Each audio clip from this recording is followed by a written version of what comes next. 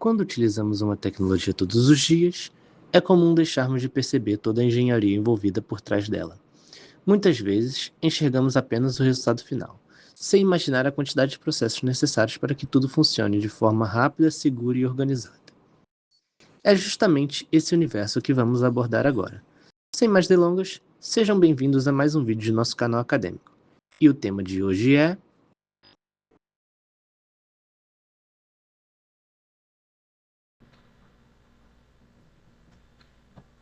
Vivemos em uma era em que a web está presente em praticamente todos os aspectos da vida moderna, seja ao acessar redes sociais, realizar compras online, estudar em plataformas digitais, solicitar serviços ou buscar informações em tempo real.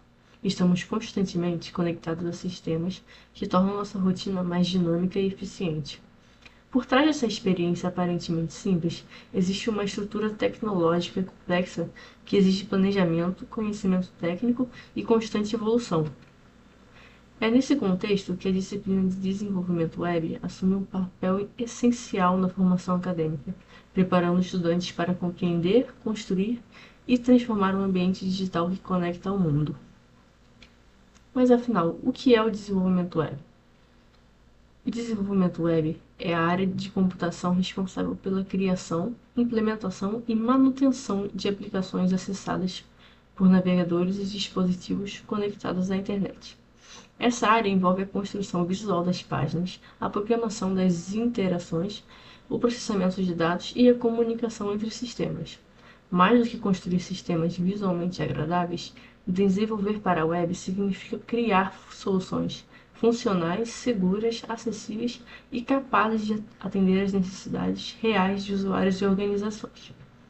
Para isso, o desenvolvimento web é tradicionalmente dividido em duas grandes frentes: o desenvolvimento client-side, responsável pela interface visual com a qual o usuário interage, e o desenvolvimento server-side, responsável pelo processamento interno e gerenciamento de informações.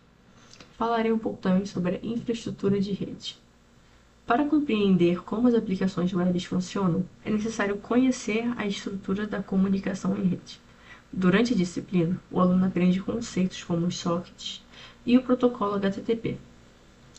Os sockets são uma forma de representar canais de comunicação entre dispositivos conectados, e esses mecanismos possibilitam a troca de informações entre clientes e servidores de forma organizada e eficiente.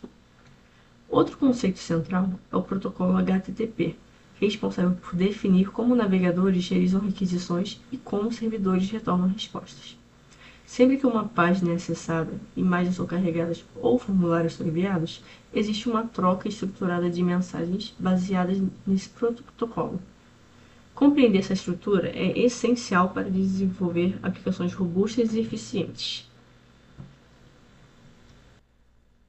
Retomando ao assunto anterior sobre desenvolvimento web e sua divisão, irei falar um pouco mais sobre o desenvolvimento client-side. O desenvolvimento client-side tem um foco na construção da interface apresentada ao usuário. Durante o estudo, é ensinado a utilizar HTML para estruturar conteúdos, CSS para definir estilo visual e JavaScript para adicionar interatividade e comportamento dinâmico às aplicações. Essas tecnologias permitem transformar estruturas simples em interfaces modernas, intuitivas e responsivas. A disciplina também introduz técnicas de responsividade que são fundamentais para adaptar páginas a diferentes tamanhos de tela, como celulares, tablets e computadores. Além disso, o estudo de frameworks modernos permite desenvolver aplicações com maior produtividade, organização e a escalabilidade, aproximando o aluno das práticas adotadas no mercado profissional. Agora eu irei apresentar um exemplo de um site construído com HTML, CSS e o JavaScript. Aqui está um exemplo de um site construído com HTML, CSS e JavaScript, que tem um cabeçalho que está com um título no meio e que a gente pode adicionar uma tarefa. Então, adicionar a luz aqui.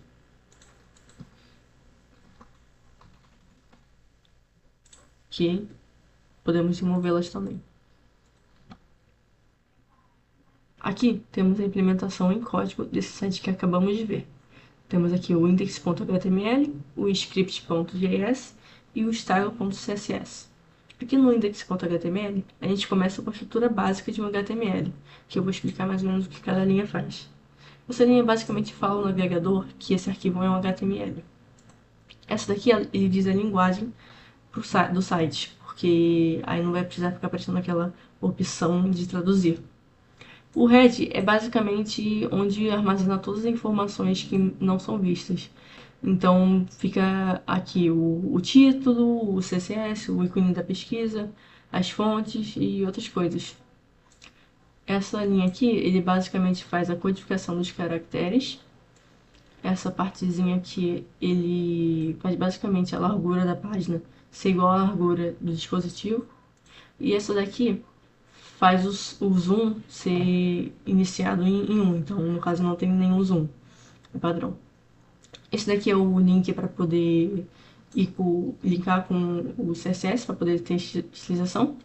Esse daqui é só o título mesmo, que fica naquela aba do site. E aqui a gente fecha o head.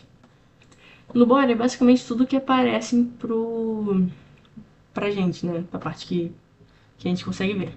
Então aqui a gente tem o header, que vai ter um título que é Minhas Tarefas. É importante também citar que no HTML temos várias tags com diferentes semânticas, então você pode fazer um site de várias formas diferentes. Aqui nós temos uma div, que é basicamente uma caixa genérica, então não tem uma semântica muito bem definida, que tem um ID. Esse ID é para poder fazer uma unicidade em cada elemento. Então você só pode ter uma coisa, algum objeto com o ID container. Dentro desse container vai ficar aqueles dois campos que a gente tinha visto anteriormente. O de digitar a tarefa e o de adicionar a tarefa. Aqui a gente tem uma lista, porque dentro dessa lista vai ser inserido as tarefas que a gente vai adicionar. Também vai ter o ID de list. E aqui, geralmente fica o LI, que é basicamente o item que fica dentro da UL. Mas, nesse caso, esse daí será adicionado pelo JavaScript. Aqui, inclusive, temos o link do HTML para o JavaScript. E aqui fechamos a parte do HTML. Agora, vamos ver o script.js, que é basicamente a interatividade do usuário com o site. Pode assustar um pouco no começo, mas vocês vão entender. Aqui ele basicamente pega e coloca numa variável para poder ser utilizado com JavaScript todos isso que vai ser interagido com o HTML. Então, basicamente aqui pega o campo lá que você consegue digitar, o botão de adicionar e a lista que você vai colocar as coisas. Então você coloca essas variáveis aqui, porque consta uma chamada de variável. Aqui ele basicamente está falando que quando o add button for clicado, né, então o add event listener click é basicamente para dizer quando for clicado, ele vai chamar essa função aqui. E essa daqui vai ser a nossa função, que a gente vai criar agora, quando já está feita. Essa daqui é a nossa função. Aqui ele basicamente só vai pegar o valor que foi digitado naquele campo de tarefas. Deixa eu ver. Aqui ele vai fazer a verificação para ver se não está vazio. E se ele não estiver vazio, ele vai criar um item que vai criar no HTML essa parte aqui. Aí ele vai colocar o conteúdo, né, que é o texto desse item, com esse valor que ele pegou do val teste. Aqui ele basicamente só vai criar o botão de remover, que aí vai ter esse conteúdo aqui, que vai ser o X. E aqui ele está falando que quando clicar no botão de remover, ele vai fazer essa função aqui, que é basicamente isso daqui. Então ele só vai remover, ele vai tirar da lista esse item aqui, que é o item list. Aqui ele basicamente só vai meio que carregar esses dois no HTML. Então ele vai colocar lá na lista, no item, o botão, e na lista o item. Aqui é só para poder resetar depois que for adicionado, e que é para poder fazer um focus aqui no task. Essa variável aqui precisa ser assim, document.getElementById, porque ele procura no HTML, então por isso que é o document, o ID que tem o new task. Então é por isso que no HTML você só pode ter um elemento com um ID igual. Agora eu vou mostrar o style.css. Nessa primeira linha aqui, ele basicamente vai fazer com que todos os elementos tirem a padronização de margem e o padding, que é basicamente um espaçamento, né? Um é da borda para fora e meio que o outro é da borda para dentro. E ele muda aqui o tamanho da caixa.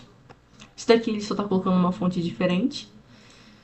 E aqui ele vai estilizar o header. Então ele vai colocar um fundo preto, vai colocar aqui o título é branco, ele vai colocar a altura com 70 pixels e aqui ele basicamente vai só centralizar o conteúdo no meio. Então, tanto verticalmente quanto no, quanto no horizontalmente, né? O título vai ficar na metade de tudo.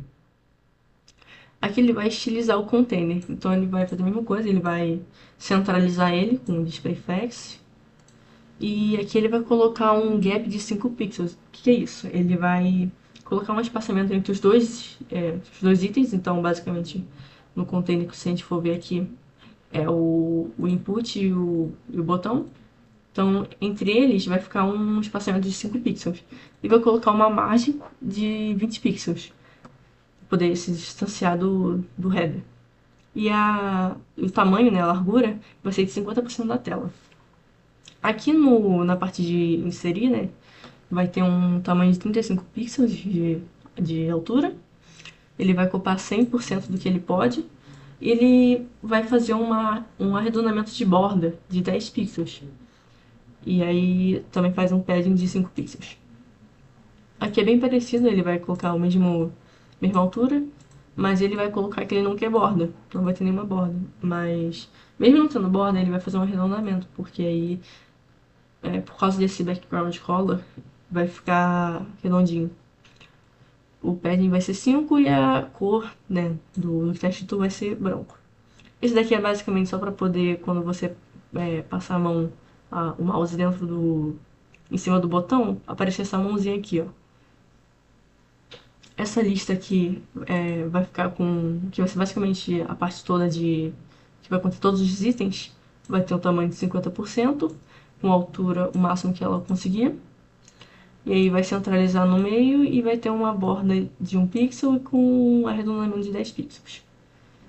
Aqui o LI vai ser basicamente o item que será adicionado. Ele vai ter displayFlex, um pad de 10 pixels, e esse Justify Context Space Between, ele vai basicamente fazer com que o botão de remover e o que foi escrito fique um de cada lado. Então o que foi escrito fica na esquerda e o botão de remover fica na direita. E vai ter uma borda, mas só uma borda de baixo de 1 pixel e preto.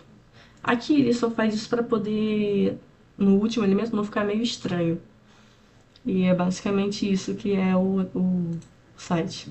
Se você for ver, é literalmente tudo que a gente fez. Aqui tem o arredondamento, aqui você vai ter o cursor aqui, né? Vai mudar. O título vai ficar centralizado tanto horizontalmente quanto verticalmente. E aqui você vai ter uma outra fonte e você vai conseguir adicionar as coisas.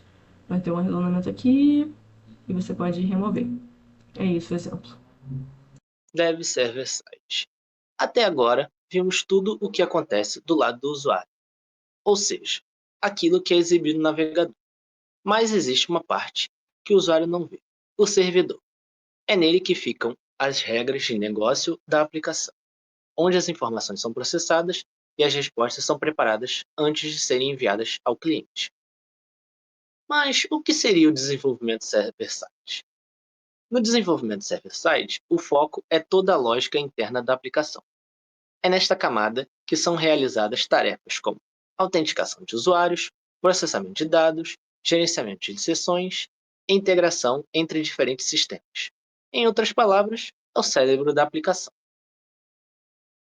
Além disso, as aplicações precisam armazenar informações de forma organizada.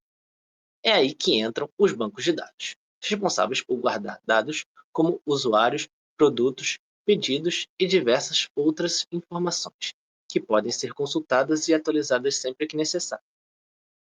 Outro conceito muito importante são as APIs. Elas permitem que diferentes sistemas se comuniquem entre si, compartilhando informações de maneira padronizada. Graças às APIs, aplicações diferentes conseguem trabalhar juntas de forma integrada. Ciclo de entrega. O que seria esse ciclo? Depois que a aplicação é desenvolvida, ela ainda passa por várias etapas até chegar ao usuário. Esse conjunto de etapas é chamado de ciclo de entrega, envolvendo testes, validações e preparação do sistema para sua publicação. Durante a disciplina, o aluno também aprende como funciona esse processo na prática, desde a criação do código até a hospedagem da aplicação. Assim, ele entende todas as fases que transformam uma ideia em um sistema disponível na internet. A importância. Depois de conhecer todas essas etapas, fica mais fácil entender por que o desenvolvimento web é uma área tão importante. Ela está presente em praticamente todos os serviços digitais que utilizamos no dia a dia e continua crescendo a cada ano.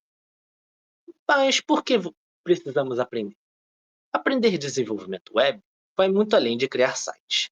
É uma área que abre oportunidades profissionais e permite desenvolver soluções que podem atender desde pequenas empresas até milhões de usuários. Além do conhecimento técnico, essa área desenvolve habilidades importantes como raciocínio lógico, resolução de problemas, criatividade e trabalho em equipe. Essas competências são valorizadas em praticamente qualquer área da tecnologia. Mas o que podemos concluir? Podemos concluir que o desenvolvimento web reúne diversas tecnologias que trabalham em conjunto para construir aplicações modernas. Ao longo da disciplina, o aluno tem contato com todas essas etapas e desenvolve uma visão completa de como essas soluções são criadas. Mais do que aprender a programar, estudar desenvolvimento web significa aprender a criar soluções capazes de facilitar o dia a dia das pessoas e acompanhar a constante evolução da tecnologia. Esperamos que esse vídeo tenha contribuído para ampliar a compreensão sobre essa área tão presente em nossas vidas. Mas isso tudo é apenas uma pequena página de um enorme livro sobre o universo de desenvolvimento web. Esperamos que tenham gostado. Um abraço e até o próximo vídeo, pessoal.